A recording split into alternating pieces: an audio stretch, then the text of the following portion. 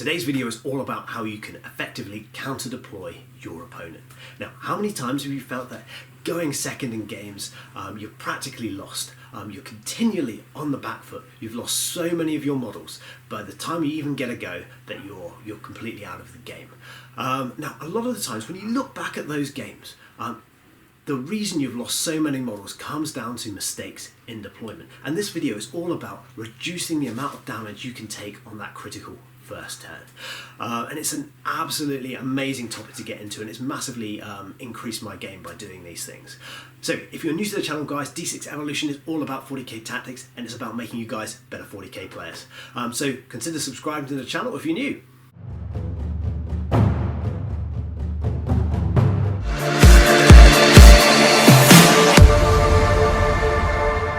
So welcome guys, it's Andy here from D6 Evolution, and like I said, today's video is all about how you can counter deploy your opponent if you're going second. Now, I think this is an absolutely massive topic, and it's something that if you get right can massively up your game. I used to think 40k was more about, you know, the little mini tactics about the pile-ins, the consolidates, but actually the more work I've been doing on counter deploying, this is where it's at. If you can get this right, you can massively set yourself up for success in the game. And there's a lot of reasons if you're confident to go second in a game because you don't fear it anymore. By going second, there's loads of advantages. If you play ITC, it's much easier to hold more. You know how many of your opponent's models you need to kill more. If you're playing chapter approved missions, particularly the 2018 ones, it is just massive. It's so much easier to win those missions if you go second.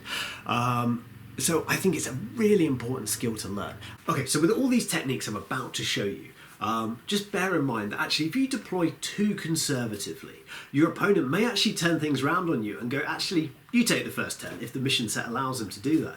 And that, that can really throw things, because then effectively you waste a turn if you deploy completely on the back line and you're not able to do anything. So bear that in mind when you are using these techniques. So the first thing I'm going to be talking about is minimizing damage. Now, the first thing you can do is, I would say, is look at this knight on the table here. He's got a Gatling cannon and he's got a battle cannon. Now, you can't deploy out of range of the battle cannon because it's 72 inches. But the Gatling cannon is only 36 inches. Now, it's threat range. And I mentioned threat ranges earlier, and that's essentially the amount of movement a knight can do, plus it can shoot as well. So if it can move 12 inches and then it can shoot, that means it's got a 48-inch threat range for its Gatling cannon, for example. Now, there's plenty of things in the game which means that you know, things can increase their threat range. So, you know, if a model had an ability to move twice, or if a model had an ability to move, advance, and then shoot, you would need to factor those in when you were thinking about exactly what the threat range was for that knight. So that's its shooting threat range. So as you can see here on the board, we've got this Custodes tank, and it's deployed outside of 48 inches of the Imperial Knight. So that is, first turn, that Imperial Knight can only use its battle cannon against the Grav tank. Now, we could take this a step further. Can you modify your opponent's shooting range, its threat range even? So what I've done here is that these scouts have actually deployed 9 inches away from the knight, and what they're going to do there is that they're going to limit your knight's movement. So that knight can now only move 8 inches because it has to stay an inch away from those scouts. So by doing that, I've limited the Imperial Knight's threat range, and all I've done with the Grav tank is I've deployed 36 inches behind my scouts.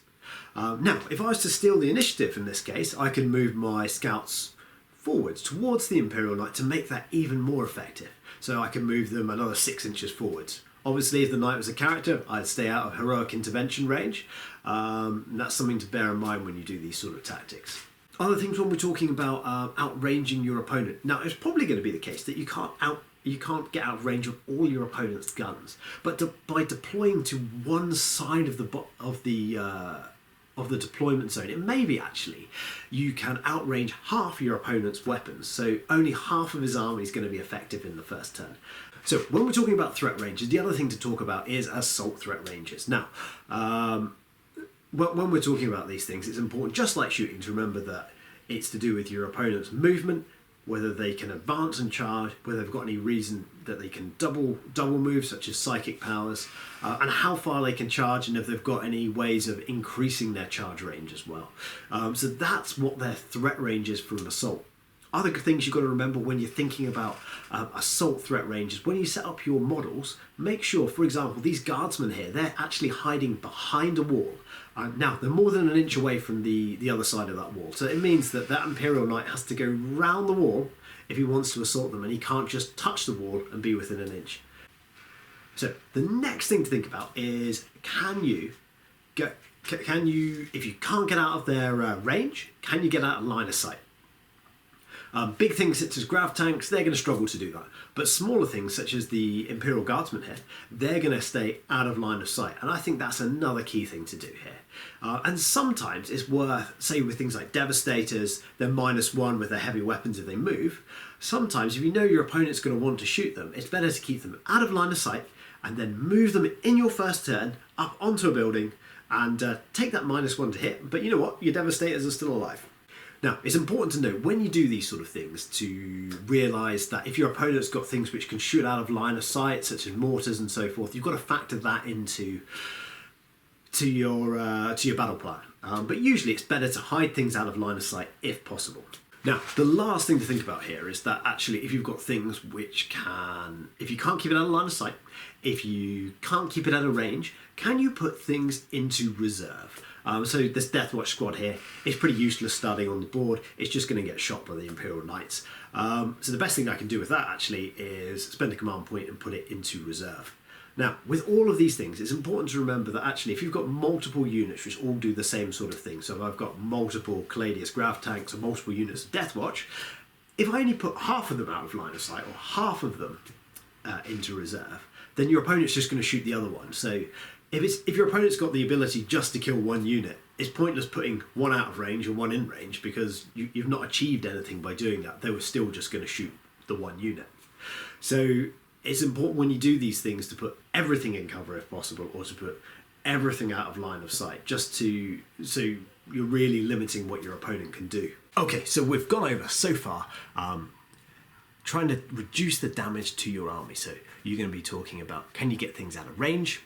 Can you get things out of line of sight? Can you put them in reserve? And the other thing to think about is, can you put them into cover?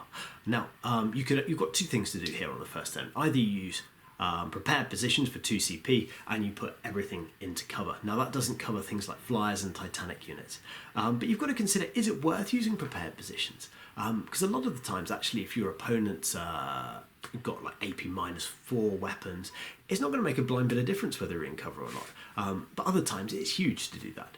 So in this example here, I'm going to show you how you can get cover from models which you don't usually get. It's things like Imperial Knights. So the front Imperial Knight here, he's tough, he's got a 2+ armor save, he's got a 4+ invulnerable save.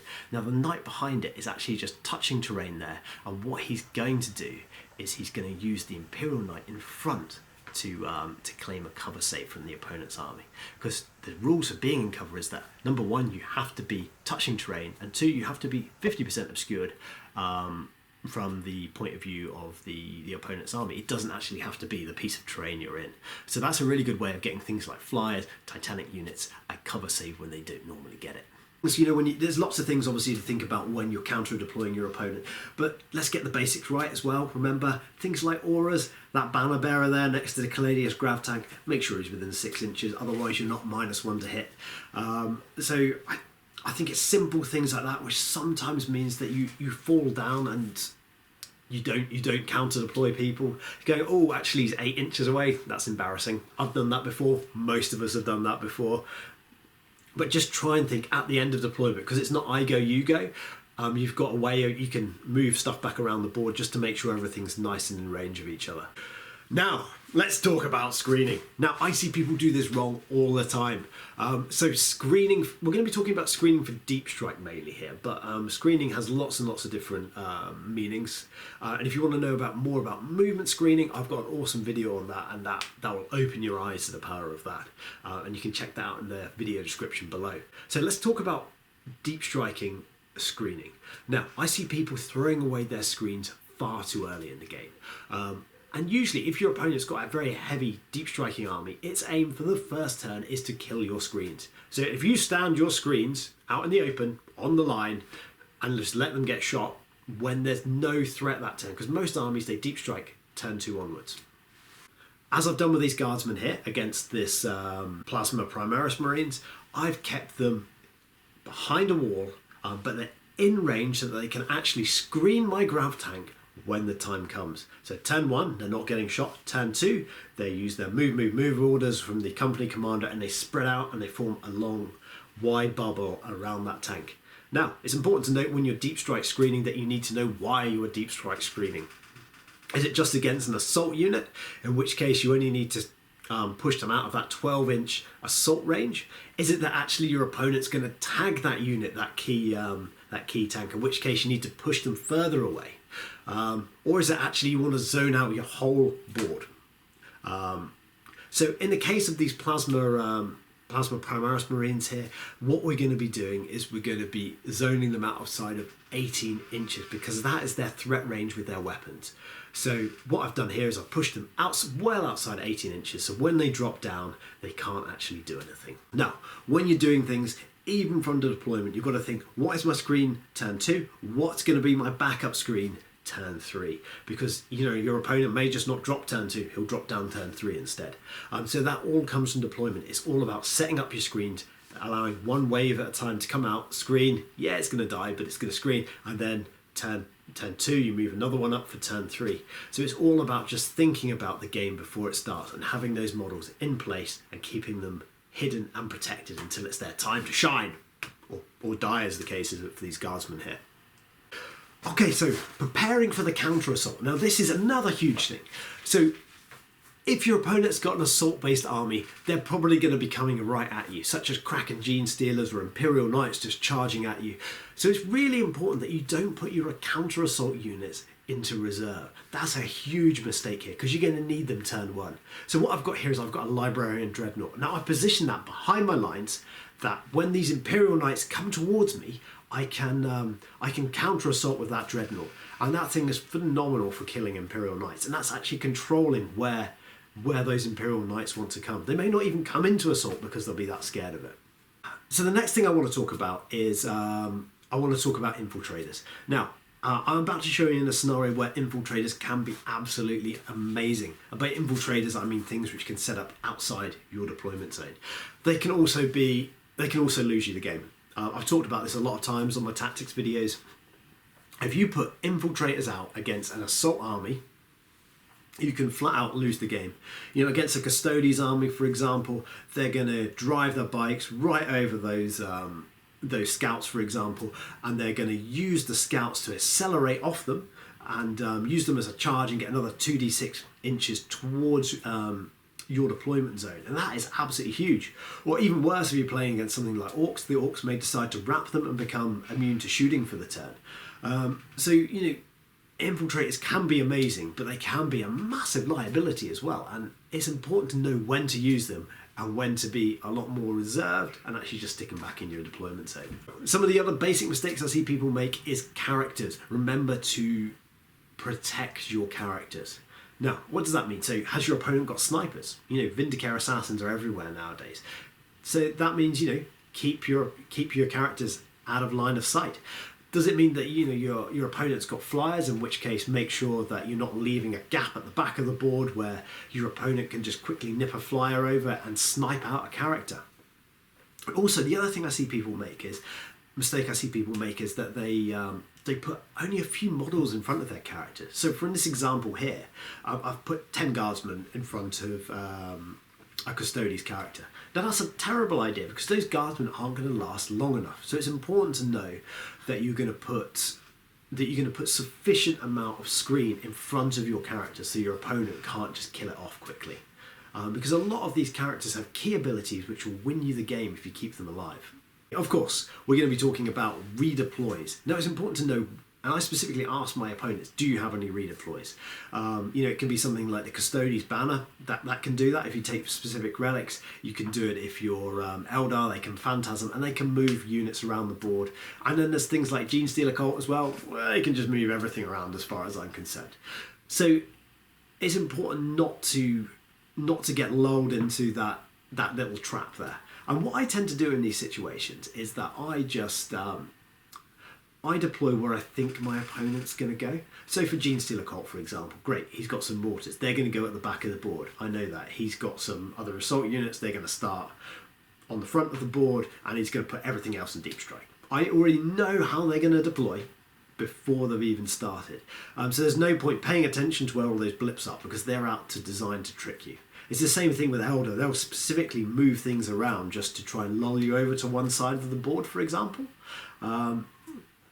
And equally well, you can tell where they're going to go as well. Like if there's a nice ruin, you know the Eldar player is going to go over there because he's going to fire and fade his Dark Reapers or whatever else he wants to do. So I think it's important to read, to put yourself in your opponent's shoes if you're not sure whether they're going to redeploy models, and just think, actually, what would you do in that situation? And a lot of the time, you'll come to the right answers. So let's put everything together, shall we? So in this scenario, we have 2 Imperial Knights. We've got an Acheron with a Flamer, and we've got our standard battle cannon, Gatling cannon knight. So what I've done here is that they're facing off against a Custodes gun line.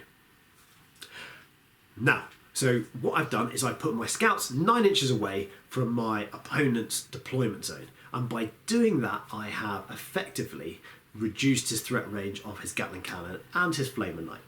So by doing that, my tanks are now out of his threat range for turn 1. Only his battle cannon can shoot, and it's -1 to hit thanks to the banner.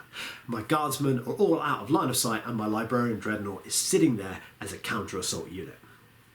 So if I get to steal the initiative at that point, I can push further forwards and increase the amount of movement blocking I'm doing. But say I don't manage to steal the initiative. I know, shock. So in the next turn, the Imperial Knight player is going to kill those scouts, and he's going to consolidate 3 inches forwards. Fine. I've positioned the next unit of scouts to do the same thing. They're out of line of sight behind that building there, and they're going to move out and block that battle cannon, Gatling cannon knight again for another turn. Now, each turn that I'm doing this, I'm still shooting one of those Imperial Knights and whittling it down. And by the 3rd turn, those Imperial Knights are going to move forwards again, at which point I move out my movement screen again from behind the wall, and I move them, and I zone off the Imperial Knights. And now I move out my counter-assault unit, my Librarian Dreadnought, to take down one of those knights. And by doing this, I move across my my Caladius tanks across to one side of the board, keeping the Acheron's Flamer out of range yet again. So you can see by planning when you're going to be using your screens, you can plan 1 or 2 or even 3 turns ahead with movement screening there, just to see, just to keep your opponent's army at bay. So that's it. That is my guide to counter deploying your opponent. Now, let me know what you think of the video. I've tried to put down everything I think is relevant, but if you've got any other tricks you think I should include, let me know, obviously, and stay tuned for more tactics videos. And guys, if you like what you see here, remember to subscribe to the channel. Take care.